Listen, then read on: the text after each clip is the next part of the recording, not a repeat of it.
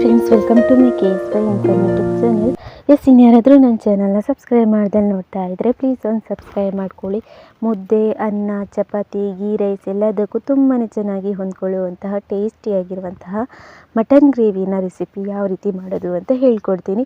ನಮ್ಮ ಹಳ್ಳಿ ಕಡೆ ಈ ಥರನೇ ಮಾಡ್ತಾರೆ, ತುಂಬಾ ಟೇಸ್ಟಿಯಾಗಿರುತ್ತೆ. ನೀವು ಒಂದ್ಸಲ ಟ್ರೈ ಮಾಡಿ. ಇದು ಮಸಾಲೆಗೆ ಒಂದು ಬಾಣಲಿಗೆ 1-2 ಸ್ಪೂನ್ ಆಗುವಷ್ಟು ಎಣ್ಣೆ ಹಾಕ್ಕೊಂಡು 2 ತುಂಡು ಶುಂಠಿ, ಹಾಗೆ 1 ಗಡ್ಡೆ ಬೆಳ್ಳುಳ್ಳಿ, ಹಾಗೆ 1 ಟೀ ಸ್ಪೂನ್ ಆಗುವಷ್ಟು ಪೆಪ್ಪರ್, ಹಾಗೆ ಸ್ವಲ್ಪ ಲವಂಗ, ಒಂದು 5 ಲವಂಗ ಹಾಕ್ಕೊಳ್ಳಿ. ಅದಾದಮೇಲೆ ಇದಕ್ಕೆ 2 ಈರುಳ್ಳಿನ ಸಣ್ಣದಾಗಿ ಹೆಚ್ಚಿಬಿಟ್ಟು ಹಾಕ್ಕೊಳ್ಳಿ. ಅದಾದಮೇಲೆ ಮೇಲ್ಗಡೆ ಅರಿಶಿನ ಹಾಕಿ ಸ್ವಲ್ಪ ಫ್ರೈ ಮಾಡ್ಕೊಳ್ಳಿ. ಚೆನ್ನಾಗಿ ಸ್ವಲ್ಪ ಒಂದು 5 ನಿಮಿಷ ಫ್ರೈ ಮಾಡಿದ ಮೇಲೆ ಇವಾಗ 1 ಮುಷ್ಟಿ ಆಗುವಷ್ಟು ಕೊತ್ತಂಬರಿ ಸೊಪ್ಪನ್ನ ಹಾಕ್ಕೊಂಡು, ಅದಾದಮೇಲೆ ಒಂದು 10 ತುಂಡು ಗೋಡಂಬಿನ ಹಾಕ್ಕೊಳ್ಳಿ.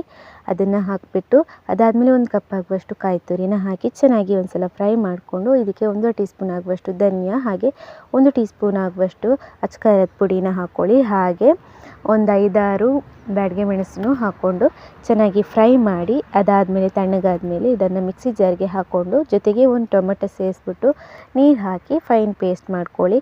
ಅದಾದಮೇಲೆ ಒಂದು ಕುಕ್ಕರ್ಗೆ 1-2 ಸ್ಪೂನ್ ಆಗುವಷ್ಟು ಎಣ್ಣೆ ಹಾಕ್ಕೊಂಡು ನೀಟಾಗಿ ಚೆನ್ನಾಗಿ ತೊಳ್ಕೊಂಡಿರುವಂತಹ ಮಟನ್ನೆಲ್ಲ ಹಾಕ್ಬಿಟ್ಟು ರುಚಿಗೆ ಎಷ್ಟು ಬೇಕಾಗುತ್ತೆ ನೋಡಿ ಅಷ್ಟು ಉಪ್ಪನ್ನ ಹಾಕಿ ಚೆನ್ನಾಗಿ ಫ್ರೈ ಮಾಡ್ಕೊಳ್ಳಿ. ಒಂದು 5 ನಿಮಿಷ ಫ್ರೈ ಮಾಡಿದ ಮೇಲೆ ಇವಾಗ ನಾವು ರುಬ್ಬಿಟ್ಟಿರುವಂಥ ಮಸಾಲಾನ ಇದಕ್ಕೆ ಆ್ಯಡ್ ಮಾಡ್ಕೋಬೇಕು.